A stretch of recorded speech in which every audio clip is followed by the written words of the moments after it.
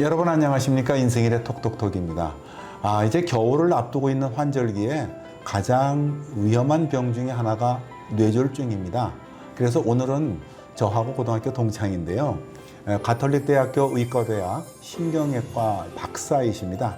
나형균 박사님을 모시고 뇌졸중에 관한 여러 가지 예방법, 치료법 등을 알아보도록 하겠습니다.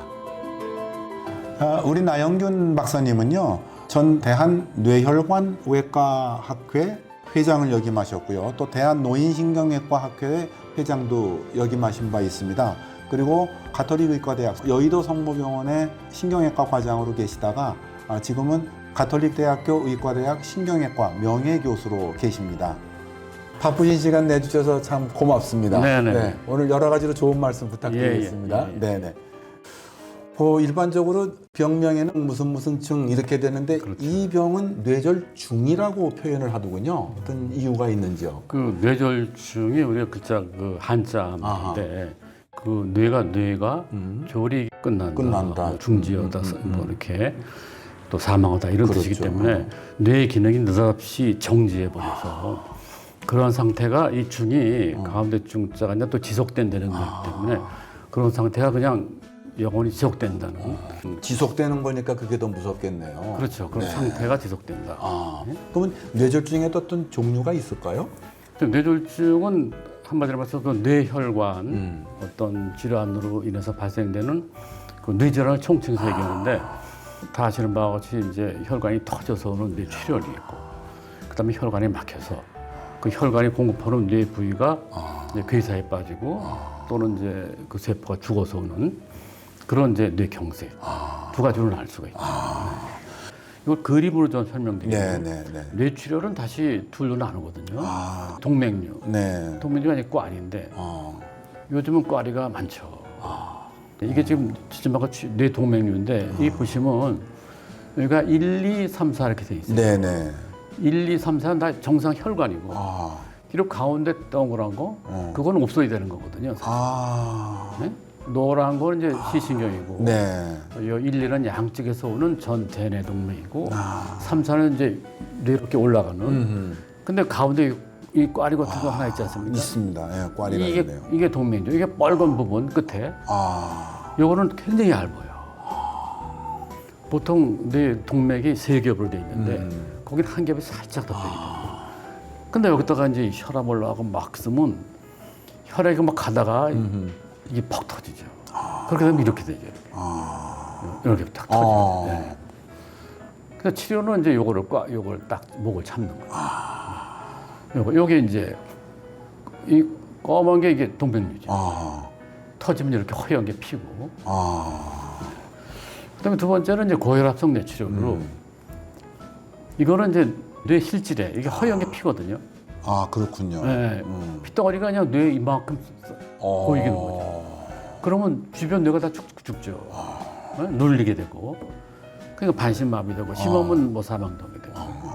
이게 뇌출혈은 이게 두 가지인데, 대개 이제 이 고혈압성 출혈이 한 2배 이상 많죠. 그리고 또 이제 이 고혈압성 출혈은 미리 알 수가 없거든요. 혈관 검사도 나오지가 않아요. 그렇죠. 이거는 이제 미세동맥류라고 눈에 보이지 않는 혈관 이상이 다 터진 거기 때문에 알 수가 없는데, 이 뇌동맥류가 터지는 지지막구 출혈은 우리가 혈관 촬영하면 다 나와요. 그래서 이거는 누구나 해보면 다 알고 미리 이제 수술을 하고 치료를 하든지. 또 뇌경색은 또 이렇게 둘로 나누는데 이거 보시면 이게 이제 동맥을 잘라서 단면도를 본 거고, 이게 동맥 안쪽. 그렇죠. 이게 정상 동맥이 좀 매끄럽거든요. 이 부분은 이제 동맥경화가 심한 사람. 딱지가 더 덜붙었잖아요. 그럼 이게 혈액 순환에 가다가 이게 떨어져 나가서 위로 올라가서 조금 혈관을 막으면 그게 뇌경색이 되는 거죠. 그래서 오른쪽 그림 보면 이게 정상 경동맥인데 이 노란 게 이게 기름이에요, 기름. 콜레스테롤이 높으면 기름 끼거든요, 이렇게. 혈관 내막에. 그러다가 어떻게 이제 내막이 약간 손상이 되고 이 손상된 부위에 이 혈소판이 달라붙게 되고 그럼 이렇게 피딱지가 붙어 이래요. 피딱지가.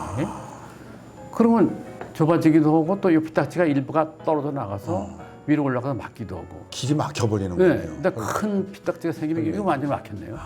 그러면 이제 이때는 완전히 아주 한쪽 혈관이 완전히 막히고 큰 뇌경색이 오는 거죠. 그래서 이런 혈관 안이 이렇기 때문에 이걸 놔두면 안 되거든요. 그래서 이럴 때 미리 넓히기도 하고 또 수술해서 이걸 빼내기도 하고 또 작을 경우에는 그냥 우리가 혈전제, 항혈전제를 써서 녹일 수가 있죠.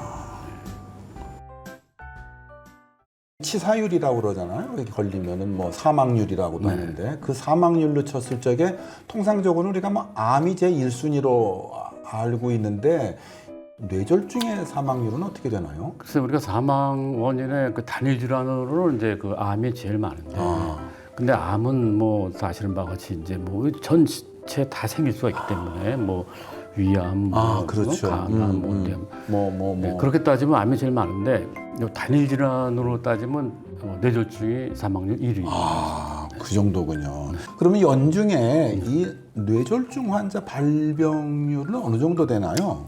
환자 몇 분 정도? 여름에만 약 한 10% 적고, 그다음에 봄, 가을, 겨울은 10% 좀 많고.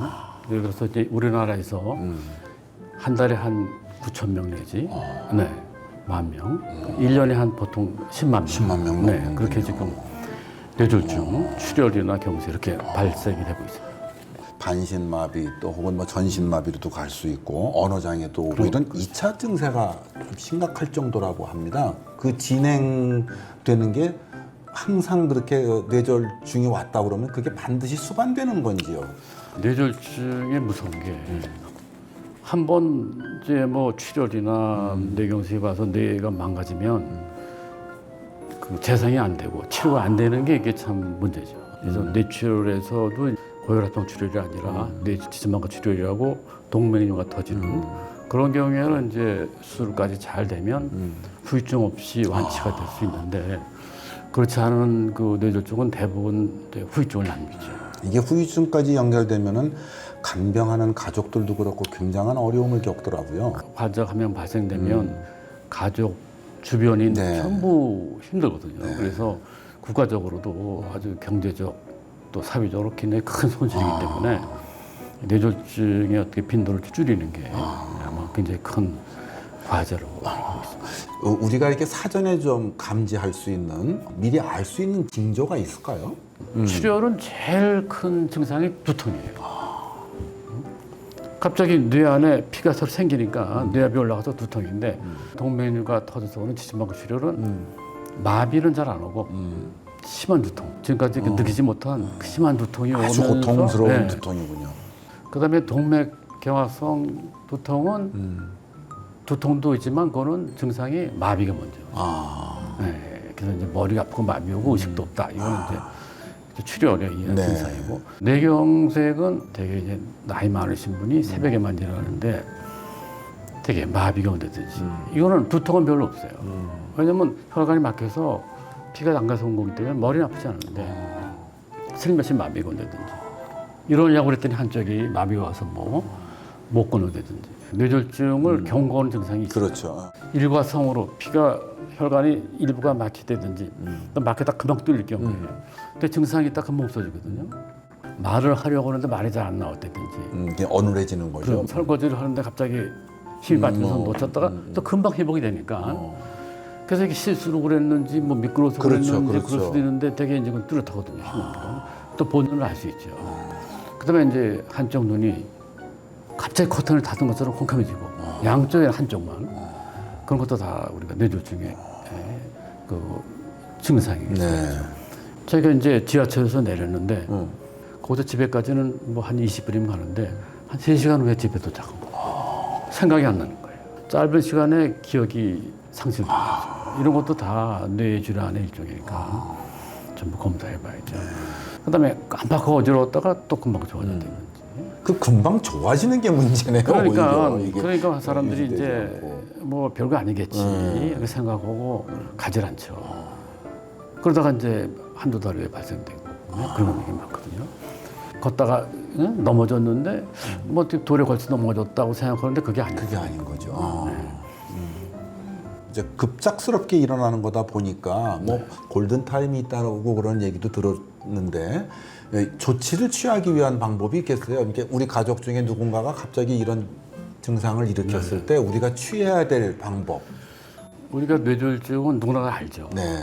멀쩡한 사람이 갑자기 쓰러진다든지 마비가 갑자기 오니까 그때는 뭐 지체 없이 119로 신고를 하고 요새는 119 신고하면 수분 내에 빠르고 네네네, 바로. 그러니까 하고 나서 이제 환자한테 그럼 놔둘 수는 없고 제일 중요한 게 이제 호흡 확보가 제일 중요하죠. 호흡기. 그래서 이제 입에 어떤 분들은 이제 먹다 그랬든지 그렇죠. 그런 분들은 바로 입에 있는 걸 빼야죠. 그렇지 않으면 폐로 흡인돼가지고 흡인성 폐염이 오시고. 그나마 호흡도 못 하니까 그렇죠. 또 그걸 빼주고. 그다음에 이제 뭐 넥타이 했든지 벨트라면 다 풀고. 제일 중요한 게 호흡이니까. 그래서 이제 몸을 일직선으로 하게 하고 머리를 약간 좀 뒤로 제끼면서 하여간 이 호흡이 편하게 네, 이렇게 좀 만약에 이제 호흡까지 없다 그러면 인공호흡이 되겠지만 뇌졸중을 예방하는 방법도 있지 않을까요? 근데 뇌졸중은 사실 아무나 생기진 않는데 치료나 교정이 안 되는 거 그거는 이제 무슨 나이가 많으시면 어차피 빈도가 높아지거든요. 발생 빈도가. 나이는 어떻게 할 수 없죠. 그렇죠. 그다음에 이제 또 남자 여자도 좀 많고 또 인종 차이도 있고 그런 건 어쩔 수 없고 그 이외에 우리가 이제 그 교정할 수 있는 그런 위험 인자로는 제일 중요한 게 혈압입니다. 혈압에는 보면 이게 이제 동맥류를 생기게 하기도 하고 또 혈압이 높은 혈압이 계속 그걸 방치해두면 작은 혈관에 손상이 가해져가지고 괴사에 빠지고 막 그러다가 이제 터지거든요. 제일 문제가 되는 게 고혈압이고 그다음에 이제 당뇨 또는 이제 고지혈증. 특히 고지혈증이 높을 경우에는 이제 뇌 안에 있는 동맥보다는 이 심장이나 경동맥에 자꾸만 그 기름이 끼죠. 네. 충분히 그 교정이 가능하니까 그렇게 되면 상당히 줄일 수가 있습니다. 실제로 나이가 한 50대에 넘어 들어갔다 그러면은 그냥 검진은 계속 받아보는 게 좋겠네요. 그렇죠. 요즘에는 특히 CT로도 혈관 촬영이 가능하거든요. 그러면 뇌혈관뿐만 아니라 경동맥. 요새 뭐 심장 혈관도 다 짝입니다. 금방 찍을 수가 있어요. 그러면 뭐 동맥에 어떤 뭐 꽈리가 있는지 또는 좁아진 데가 있는지 막힌 데가 있는지 뇌 상태를 잘 알 수 있기 때문에 뭐 문제가 있다. 그러면 이제 고층치료 관리를 하고 증상이 없으신 분도 한 50대 넘어서는 건강 검진을 통해서 미래 뇌혈관 상태를 아는 것이 굉장히 예방에 큰 도움이 돼요. 이게 뭐 술과 담배라는 것은 사실은 건강에 뭐 득이 되는 거는 없는데 특히 담배가 위험인자 중에 하나 들어갑니다. 그다음에 이제 음식물에서는 어떻게 주의해야 될 음식물이 있을까요? 기름기, 기름기에 자극적인 음식 그런 건 피하는 게 좋죠. 이 뇌졸중도 유전의 가능성이 있는 건가요? 뇌졸중이 사실 유전병은 아니죠. 근데 뇌졸중 중에서 뇌경색보다는 뇌출혈의 뇌동맥류가 있고 뇌동맥류는 가족적인 경향이 있어가지고 한 가족에 2명이 있다. 뭐 부모 어머니가 있고 뭐 또 누가 있다. 그러면 그 집안은 다 해봐야 돼요. 또 소아뇌졸중이라고 모야마병도 유전되는 건 아닌데 가족적인 경향이 높아야죠. 가장 궁금한 것 중에 하나는 이걸 것 같아요. 뇌졸중 환자라면은 완치가 될 수 있느냐? 그 다음에 이제 어떻게 하면 빨리 날 수 있느냐? 동맥류가 터지는 뇌지점막과 치료할 경우에는 뇌를 크게 손상시키지 않고 지점막 하강에만 치료를 있기 때문에 크게 후유증이 없을 경우에는 수술해서 다 치료하면 완치가 될 수 있거든요. 근데 이제 뇌경색이나 또는 그 고혈압성 뇌출혈 경우에는 겉에선 보이지 않더라도 이제 증상이 되게 본인은 조금 불편한 건 갖고 있죠. 완치되기 힘들죠, 그런 거는. 근데 이제 생활에 불편하지만 않으면 뭐 어느 정도 완치라고 할 수가 있죠. 본인이 좀 감내할 부분은 감내해야 되는 것도 있고. 근데 이제 마음이 조급하다 보니까 그렇죠. 뭐 다른 요법들을 또 쓸 수 있잖아요. 뭐 많죠. 요새 뭐 지금은 그래도 많이 되게 이제 병원 치료 받고 또 아주 장기적으로 이렇게 치료하는데 유일한 치료 방법은 물론 약물 치료 다 필요하지만 재활 치료가 제일 중요하거든요. 재활 치료. 그래서 제가 볼 때는 재활을 열심히 한 사람, 재활 한 만큼 좋아진다고. 많이 좋아지고 네. 또 특히 이제 나이 드신 분들은 재활하기도 힘들고 또 귀찮고 그런 분들은 이제 안 오면 오히려 더 오히려 치매질 수도 있어요. 그렇죠. 네, 그러니까 아주 지속적으로 뭐 한두 달이 아니라 최소 보통 이제 2년 얘기예요. 네. 그냥 계속 꾸준한 재활 치료를 하면 2년이 지나더라도 더 악화되지는 않고 조금씩 나아졌지요. 왜냐면 그렇지 않으면 이게 이제 굳거든요. 근데 아마 그런 것 같아요. 이제 몸이 불편하다 보니까 특히 연세가 많고 그러면 재활치료가 뭐 다 움직여야 되는 거니까 그렇죠. 자꾸 이제 그게 위축되고 아마 그래서 재활치료에 어려움을 느끼는 분이 있는 것 같은데 말씀대로 재활치료가 상당히 중요한 부분이 되겠네요. 꾸준히 재활치료. 왜냐면 이게 재활치료는 매일매일 좋아지는 게 아니기 때문에 네. 하면서도 이게 뭐 참은 저게 이게 정말 좋아지는 생각되는데 맞습니다. 좋아진 분들은 많이 좋아져. 가장 중요한 거는 사전에 본인에게 어떤 좀 전조 증상이 났을 적에 그렇죠. 우선 병원에 가서 의심을 해보는 거네요. 스스로가 의심을 하고 예방이 된다고 하면 치료를 받고 뇌졸중이 오기 전에 막는 그렇죠. 방법이 가장 좋은 그게 제일 방법이겠네요. 중요하고 네. 또 이제 한 50대 지나서는 우리가 미리 그런 정구 증상 없을 때라도 혈관 검사를 해봐가지고 만약에 우리가 혈관병이 발견되면 미리 치료하는 것이 네, 중요하죠. 오늘은 가톨릭대학교 의과대학 신경외과 나영균 박사님을 모시고 뇌졸중에 관한 여러 가지 말씀을 들었습니다.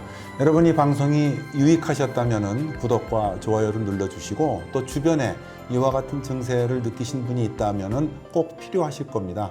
공유해 주시면 그분들에게도 큰 도움이 되지 않을까 싶습니다. 오늘 좋은 말씀 감사합니다. 네, 아유, 나중에 또 고맙습니다. 다른 병세 가지고도 한번 모실 수 있으면 기회를 예, 갖도록 예. 하겠습니다. 예, 예. 감사합니다. 네, 네, 네.